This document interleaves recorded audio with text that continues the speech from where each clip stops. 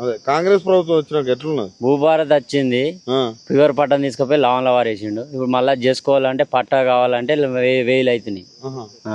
ఏ ఊరు మీది? మాది ఈ ఊరే. అంటే ఊరు పేరు అప్షిపూర్.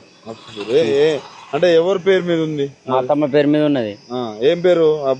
భూమి పట్టా ఎవరి పేరు మీద? లక్ష్మి. లక్ష్మి అనే పేరు మీద ఉండే. దాన్ని ఏమైంది? అసైన్ భూమిలో కలిపిర్రు. అసైన్ భూమిలో కలిపిర్రు. మళ్ళీ మొన్న పోతే సార్ ఏం చేసిన అంటే ఇప్పుడు మళ్ళీ పైసలు పెట్టి చేపించుకోవాలని చెప్తుండు. మళ్ళీ ఎంఆర్ఓ ఆర్డీఓ కలెక్టర్ లెవెల్లో పోవాలంటే వాళ్ళకి తెలియని వాళ్ళు ఎవరు తిరుగుతారు? వాడు చేసినవి మంచుకున్నాయి ఇవన్నీ.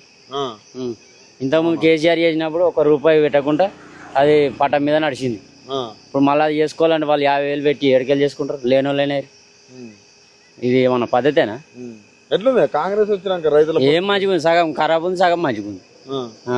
బస్సులు పెట్టిండు. ఎందుకది బస్సులు? మంచిగుండ వాళ్ళ సంసారం ఖరాబ్ చేస్తుండు. మళ్ళత్తమని పోతురు, అటే విక్తురు ఆడోళ్ళు. చూసేస్తామని పోయి హైదరాబాద్ పోతురు. ఫ్రీ బస్ అయినా వాడు పెట్టింది ఎందుకు? అది ఫ్రీ బస్ వల్ల మహిళలకు డబ్బులు ఏం డబ్బులు? రెగ్యులర్ డ్యూటీ చేసే వాళ్ళకు సేపు, మరి వీళ్ళకేం అవసరం కదా కదా. తులం బంగారం అవుతానా? ఏది లేదు, ఏది లేదు. అంతేనా?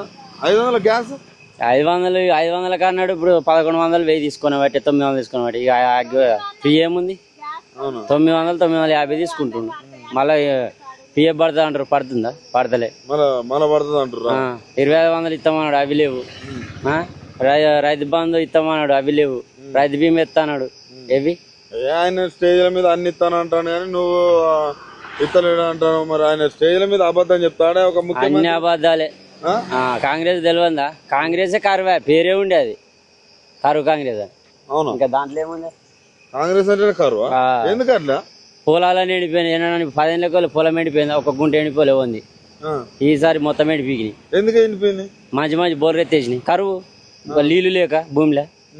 కేసీఆర్ మరి కేసీఆర్ 10 ఏళ్ళు పాలన చేసిండు. 10 ఏళ్ళు 1 బోర్ ఎండిపోలే, 1 చెరువు ఎండిపోలే. చెరువులు అన్ని ఎండిపోయినాయి. కాళేశ్వరం ఎన్నడూ ఖాళీ కాలే, ఈసారి మొత్తం ఎండిపోయింది. అసలు కాళేశ్వరం వల్ల మీకు యూజ్ లేదన్నారు కదా? యూజ్ ఉండని లేకపోని చెల్లర అయితే నిండాలి కదా. మరి ఏ చెరువు నింపిరు? వాడు చేసిన పాలన నువ్వు చేసింది ఏముంది? ఏం లేదు. ఢిల్లీకి 30 సార్లు పోతున్నావు, వస్తున్నావు. 10 రూపాయలు ఖర్చు నీతో కానీ లాభం లేదు.